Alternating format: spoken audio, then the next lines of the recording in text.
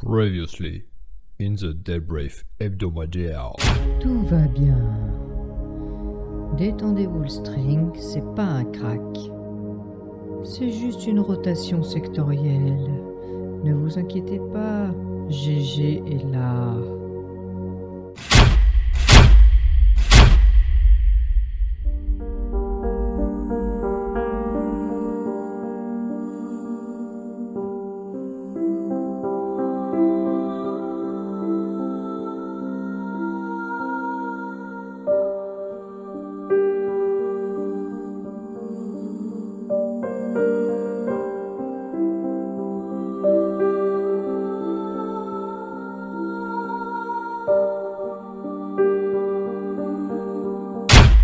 Thank you, Christine.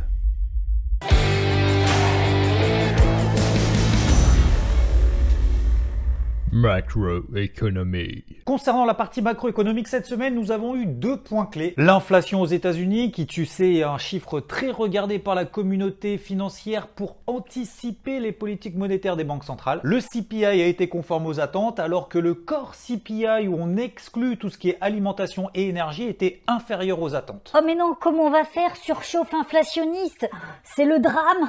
Oh non! Mesdames et messieurs, l'inflation sera finalement moins forte qu'attendu le mois dernier. Amusez-vous bien. Oh cool, vas-y achète du Nutella, du Tesla, vas-y tout ce que tu veux, vas-y achète. Alors pour être précis, les marchés n'ont pas attendu les chiffres de l'inflation aux États-Unis pour réaliser des nouveaux records historiques, ils l'ont fait direct le lundi. Bon, c'était sur l'indice DAX, l'indice allemand, et l'indice Dow Jones aux États-Unis seulement, je vais l'expliquer après pourquoi. Disons que ce chiffre de l'inflation soulage un petit peu plus les marchés. Ça tombe bien parce que le week-end dernier, tu t'en rappelles, on était plutôt zen. Et le deuxième point important de la semaine, c'était la Banque Centrale Européenne, et là, coup de tonnerre, Christine Lagarde ne remonte pas ses taux. Oui bon, alors c'est vrai que c'était prévu, c'est même peut-être pire que ça. C'est-à-dire que dans le cadre de son programme de rachat PEPP, programme d'urgence face à la pandémie, qui a une enveloppe de... Alors bon, même si moi j'aurais plutôt appelé ça un océan plutôt qu'une enveloppe, mais bon, ne jouons pas sur les mots. Non. 1800 milliards d'euros. Eh oui. It is a little bit expensive. Donc ces rachats, elle va les accélérer. Ouais. On va aller plus vite là. Encore plus vite, encore plus fort. Et peut-être même d'ailleurs qu'elle va en rajouter, s'il y a besoin. Et ça, tu sais pourquoi? Eh ben parce qu'elle n'est absolument pas inquiète de l'inflation. Non. En tout cas, pas avant 2024. En 2023, elle prévoit une inflation de seulement 1,3%. Ouais, GG, ça arrose. Ouais, moi aussi ça arrose, ouais. T'as combien toi? Ah ouais, plus de 7000. Ah, tu vas bientôt atteindre les 8000 milliards. Putain, t'es un petit peu en avance sur moi, je suis pas loin quand même. Donc visiblement, les marchés étaient inquiets il y a 2 semaines de cette remontée des taux à 10 ans américains au-delà des 1,50%, de cette inflation galopante, ce qui pourrait empêcher les banquiers centraux d'injecter, de balancer de la thune partout, voilà, pour faire simple. Eh ben, autant te dire qu'ils ont plutôt kiffé, ouais. D'ailleurs, semaine prochaine, réserve ta soirée de mercredi soir, j'annonce. Ce soir, c'est GG qui arrose. Ce soir, qu'est-ce que c'est Open Money. Et en plus de ça, c'est sûr que le discours de Powell, ça va être absolument le même comme toutes les semaines, juste pour savoir si on est sûr que même à 1,7% sur les taux à 10 ans, il s'inquiète toujours pas de l'inflation. Alors, si on est bien évidemment à 1,7% d'ici... Alors, oui, pardon, excusez-moi. Bon, on sera peut-être pas à 1,70% d'ici mercredi soir, mais ne sait-on jamais. Des drones et des missiles ont attaqué des sites pétroliers en Arabie Saoudite, qui a par ailleurs indiqué qu'ils avaient été interceptés. Donc, ça va, mais c'est un peu tendu quand même. Comment ils ont fait pour intercepter des missiles et des drones en plein air? Alors déjà, c'est le site le plus protégé au monde. Et est-ce que tu sais pourquoi? Oui, c'est le débrief un peu devinette. Eh ben parce que le puits en question... Alors, c'est un peu plus gros qu'un puits, c'est un peu plus gros qu'une piscine. Le bazar, il produit quand même 6,5 millions de barils par jour. Ça fait 7% de la production mondiale de pétrole. J'arrive pas trop à imaginer en fait 6,5 millions de barils produits par jour au même endroit. Ça doit faire gros quand même, Ça fait...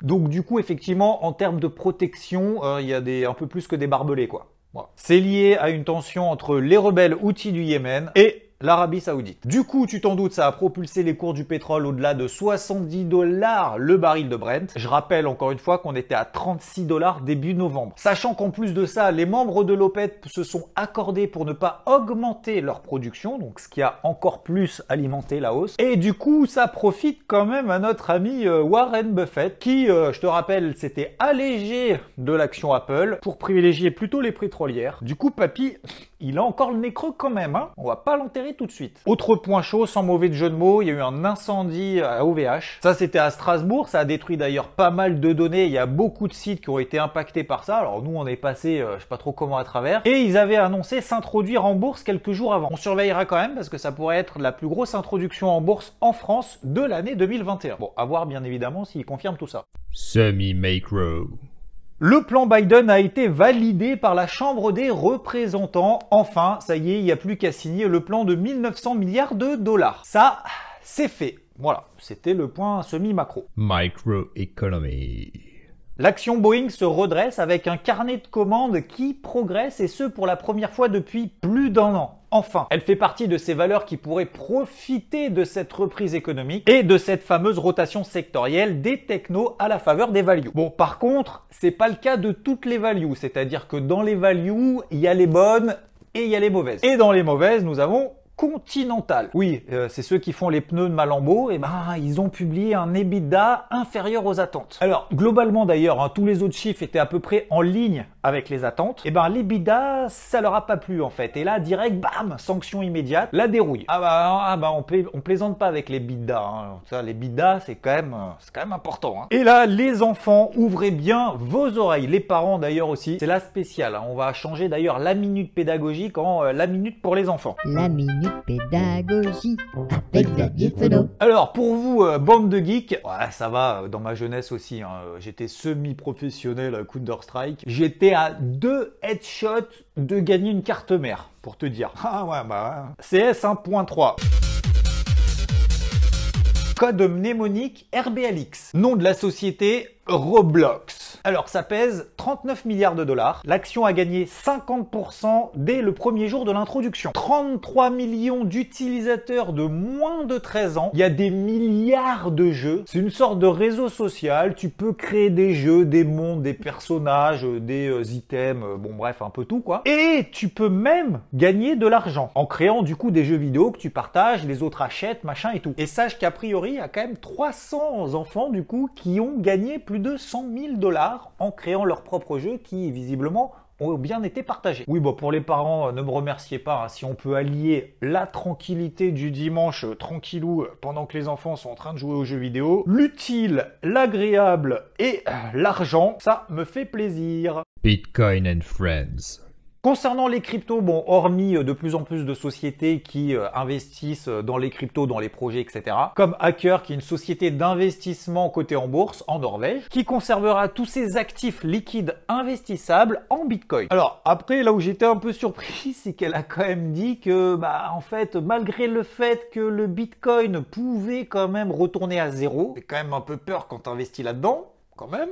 Un peu quoi. Et ben en même temps, il pourrait devenir le noyau d'une nouvelle architecture monétaire. Donc, valoir des millions de dollars. C'est soit zéro, soit des millions. Voilà. On rappelle, hein, finalement, notre monde n'est que créé par des 1 ou des 0. Hein, donc faut choisir. Tiens d'ailleurs, en parlant de millions de dollars, qui ça intéresse à ton avis? Tiens, les banques? Bah oui.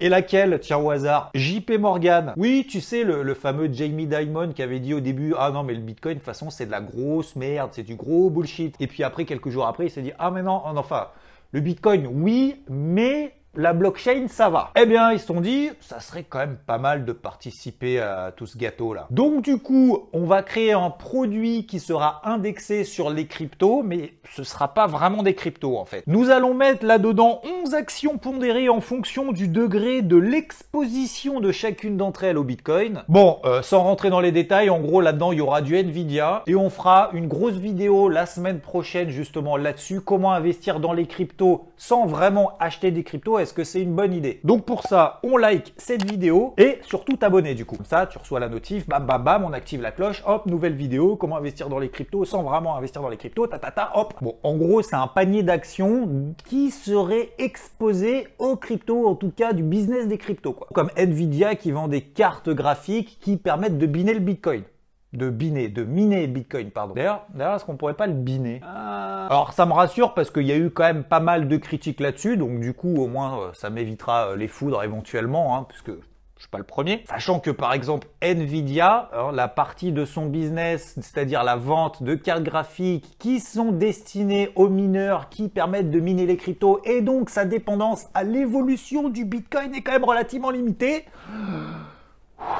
Bref, la corrélation du Bitcoin par rapport à l'évolution du business de Nvidia, c'est du pipi de chat. Donc le conseil du jour, c'est en gros, si tu as envie d'acheter des cryptos, eh ben achète des cryptos en fait, direct. Alors ça paraît con comme ça, mais je préfère quand même le rappeler, on sait jamais, parce que pourquoi passer par un produit qui, le produit, lui, est investi en actions. Donc tu vas payer bien évidemment des frais, hein. C'est 1,5% je crois pour JP Morgan. Voilà, c'était juste pour que ce soit clair pour tout le monde. Ça au moins on est bien calé. Le Bitcoin d'ailleurs, lui, a passé cette zone de résistance des 51 500 $ qu'on avait vu la semaine dernière, que j'avais appelé le gros morceau. On a rallié les plus hauts historiques et à l'heure où tu regardes cette vidéo, eh ben, je sais pas si on les a passés ou pas, mais en tout cas, c'est une belle zone de résistance. À suivre si on a un flux haussier juste au-dessus de celle-ci qui pourrait du coup permettre de relancer encore la dynamique qui reste toujours haussière, notamment en daily. Tant qu'on est au-dessus des 51 500, 52 000 $, ça va même à très très court terme. Technical point. Nous avons donc eu des nouveaux records historiques sur les indices qui étaient jusqu'à présent les plus forts, donc ça semble quand même relativement logique. Nous l'avons vu donc dimanche dernier, c'était a priori la panique générale, sauf qu'en fait il n'y avait qu'un seul indice qui baissait, c'était le Nasdaq. C'est lié à cette fameuse rotation sectorielle, on se délaisse des valeurs qui ont bien performé et bien valorisé, donc les technos, en faveur des values, donc des cycliques qui vont profiter de la reprise économique qu'on est en train d'anticiper. Et ces fameuses values, eh ben, il y en a beaucoup sur le CAC, sur le DAX, sur le Dow Jones. Et le Nasdaq, lui d'ailleurs, qui a la semaine dernière très bien réagi sur le bas de ce canal ascendant en daily, il lui reste encore quand même 6% pour rallier ses plus hauts historiques. Alors que les autres les ont déjà tous passés, même le SP500 d'ailleurs. Donc moi, je me suis fait un peu avoir cette semaine sur ce truc-là, parce qu'on était toujours en tendance baissière, notamment en données horaires, en données H4 sous cette MM50. Il y a eu notamment le chiffre de l'inflation, ça a fait la petite mèche. Donc pour le moment, j'ai abandonné mon plan de vente, même si j'estime que dans une logique de moyen terme sur le Nasdaq, comme d'ailleurs beaucoup d'actions en ce moment, et ce depuis 9 mois, sont dans des gros ranges. Visiblement, le taux à 10 ans n'inquiète plus les marchés, et ce tant qu'il n'est pas dans une accélération très forte, proche des 2%. Alors certains disent oui, il y a une détente des taux. Alors non, c'est pas une détente des taux en fait, hein. C'est juste qu'on n'a pas une aggravation de la tension. Donc la tension est forte, elle est stable. Elle se stabilise. Mais il n'y a pas une détente, on n'est pas en tendance baissière sur les taux à 10 ans, on reste toujours quand même relativement perché. Mais donc ce qui inquiéterait plutôt, c'est si jamais ça s'envole vraiment. Donc encore une fois, place-toi peut-être des alertes, ça peut te donner éventuellement une indication. Si jamais les indices commencent à s'exciter un peu, tu peux avoir l'indication, ah, c'est lié au taux à 10 ans. Ça mange pas de pain de mettre 2-3 alertes dessus. Et cette semaine, donc le taux à 10 ans avait commencé la première partie en train de baisser un petit peu en passant de 1,6 à 1,5. Et ben ça a profité notamment aux métaux précieux qui ont entamé un petit rebond technique. N'oublie pas de bien voir cette vidéo qui dure 3 minutes sur l'or pour comprendre le mécanisme entre l'or et sa relation avec le taux à 10 ans US. Petit rebond technique d'ailleurs que j'ai essayé d'exploiter au travers d'achats sur le silver, l'argent qui surperforme toujours un peu plus l'or, qui lui est dans une tendance baissière daily. Et la deuxième partie de la semaine, quand le taux à 10 ans a commencé à repartir, et ben le soufflet est retombé. Petit rappel très simple, lorsqu'on a des tendances très fortement affirmées comme sur l'or qui est en tendance baissière très fort depuis maintenant plusieurs semaines et même depuis plusieurs mois. À chaque fois qu'on a des rebonds, faut partir du principe qu'il ne s'agit que de rebonds techniques dans une tendance primaire qui reste toujours intacte. Et ce,